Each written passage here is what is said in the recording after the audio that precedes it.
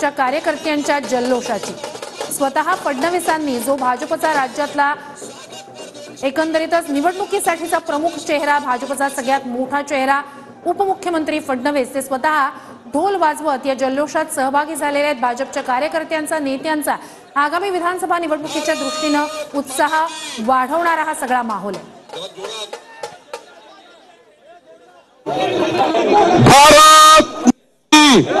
वंदे छत्रपति शिवाजी महाराज की जय। भवानी जय शिवाजी। महामानव डॉक्टर बाबासाहेब आंबेडकर की। बेटा थोड़े जरा मीडियाच्या बंधूंनो माझे झेंडेवाला थोड़ा बाजूला, थोड़ा असा येईल का बाजूनी हो ताई थोड़े सरपंच ताई थोड़े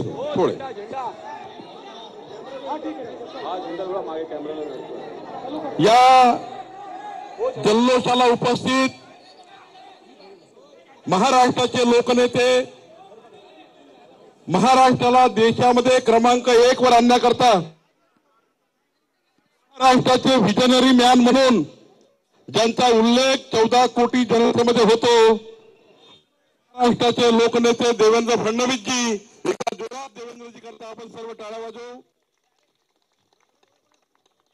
या ठिकाणी उपस्थित आपले सर्व आमदार, खासदार आणि महाराष्ट्राच्या कानाकोपऱ्यातून आलेले आपले सर्व पदाधिकारी, कार्यकर्ते, बंधू भगिनींनो, मीडियाच्या मित्रांनो, आज देशाकरता, महाराष्ट्राकरता आनंदाचा दिवस आहे की आज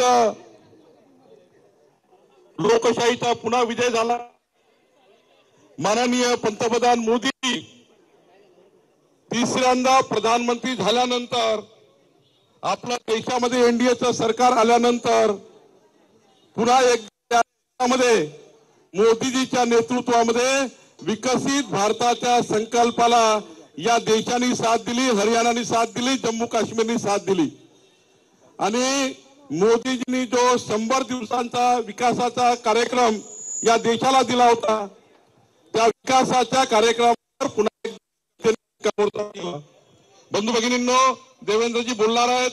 मी एवढंच सांगेल, जम्मू काश्मीरमध्ये ज्या पद्धतीने आतापर्यंतच्या इतिहासातला सर्वात मोठा विजय भारतीय जनता पक्षाचा झाला।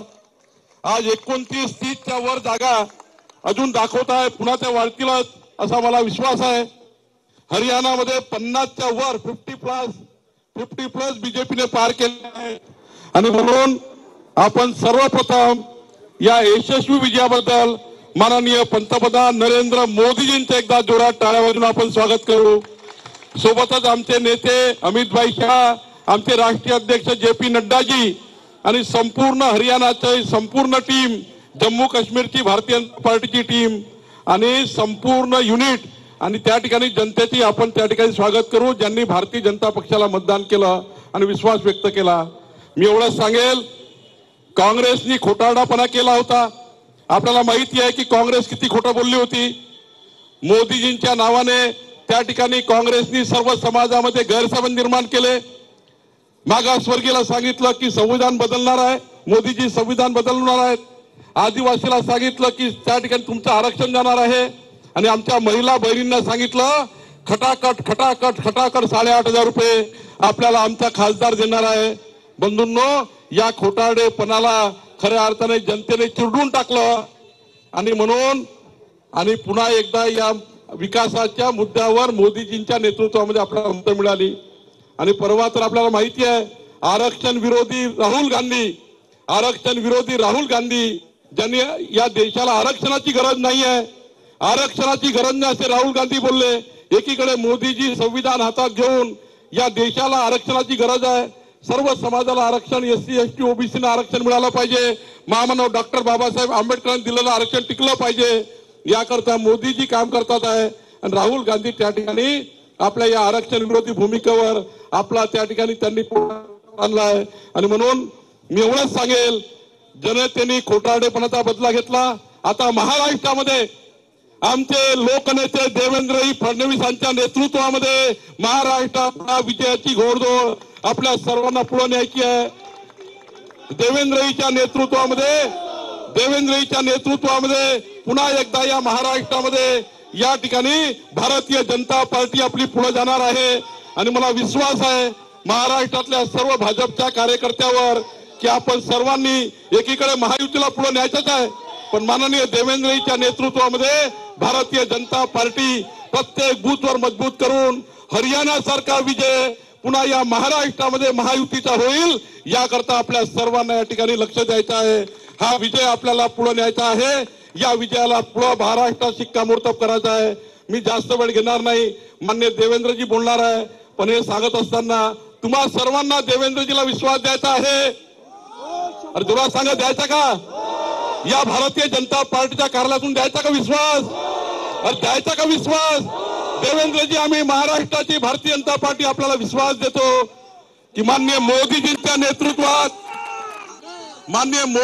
नेतृत्वात अमित भाईच्या नेतृत्वात आमच्या राष्ट्रीय अध्यक्षाच्या नेतृत्वामध्ये आणि देवेंद्रजीच्या नेतृत्वामध्ये या महाराष्ट्राची भारतीय जनता पार्टी आम्ही प्रत्येक बूथवर प्रत्येक गावात जनतेमध्ये जाऊन आपल्याला विजयाचा विश्वास आम्ही देतो। आपल्या पाठीशी संपूर्ण महाराष्ट्र उभा राहील हा विश्वास आपल्याला देतो। आपण या ठिकाणी भारतीय जनता पार्टीच्या कार्यालयात आले त्याबद्दल आपलं अभिनंदन करतो, धन्यवाद व्यक्त करतो आणि विश्वास देतो की आपल्या नेतृत्वामध्ये पुन्हा एकदा महाराष्ट्रामध्ये प्रचंड मोठा विजय, आतापर्यंतच्या भारतीय जनता पार्टीच्या इतिहासातला सर्वात मोठा विजय नोव्हेंबरच्या निवडणुकीमध्ये झाल्याशिवाय राहणार नाही।